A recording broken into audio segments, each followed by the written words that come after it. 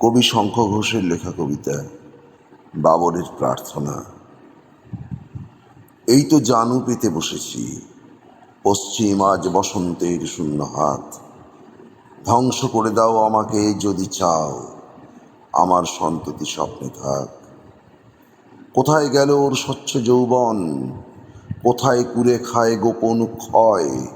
চোখের কোণে এই সমূহ পরাভব, বিষায় ফুসফুস ধমনী শিরা।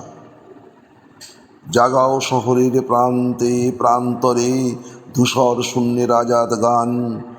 পাথর করে দাও আমাকে নিশ্চল, আমার সন্ততি স্বপ্নে থাক। নাকি এ শরীরে পাপের জীবাণুতে কোনোই ত্রাণ নেই ভবিষ্যের। আমারই বর্বর জয়ের উল্লাসে মৃত্যু ডেকে আনি নিজের ঘরে।